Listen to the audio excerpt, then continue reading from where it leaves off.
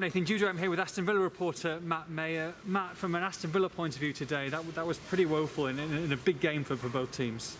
Yeah, Steve Bruce has summed it up in 3 words: not good enough, and that's really all the analysis that you need. It just wasn't. And it hasn't been for a while now for Villa. Sure. Their form before the last 2 games wasn't too bad. It's the first time they've suffered back-to-back defeats in the league. 3 defeats in total with the FA Cup defeat to Spurs. But really, there was a feeling they'd been getting away with it. We did say that a few games ago. There was a feeling they were getting away with it, and now they're not. It was really poor today. They were sluggish again at the start, conceded, and then Wolves could have led by more at half time. Sure.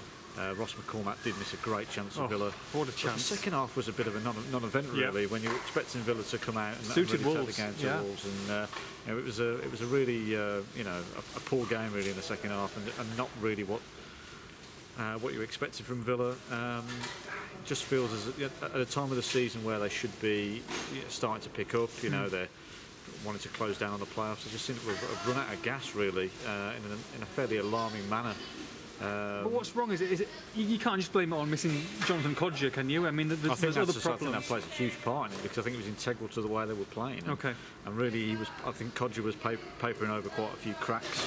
The midfield is still a very weak area for Villa, and that's what needs addressing now in the next couple of weeks, because 10 points behind the top 6 now, you really feel it's a big job to close the gap. You feel they need to go on a run of 3 or 4, reel off 3 or 4 wins to make up ground, and you just can't see that happening. They're just not good enough. I'm afraid that's the damning assessment. These are the three words which are just the only things you can really say at the minute, because that's what they are. They're just not good enough, and not good enough to get in the top 6 in this division. And not good enough as in squad, or do they need 2 or 3 signings just to galvanise it? You feel at the moment they probably need some signings just to really kind of lift the mood. Sure.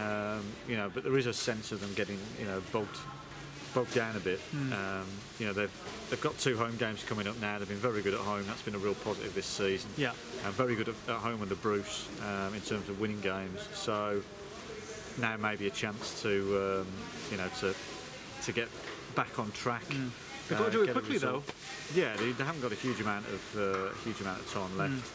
But really, it's defensively they're pretty sound. I know the goalkeeper's made a mistake today for the goal, which was unfortunate, but defensively they were pretty sound. They didn't look like Wolves were ever going to run away with the game.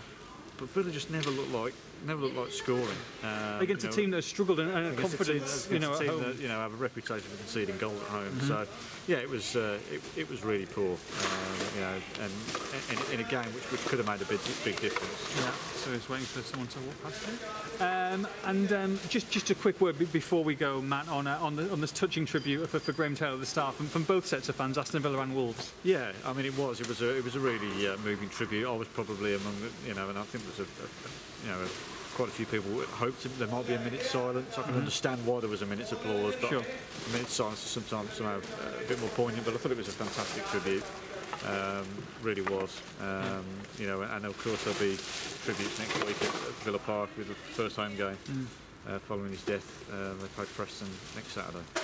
Yeah, disappointing result for Aston Villa. For all the post-match reaction on this one, make sure you log on to expressandStar.com.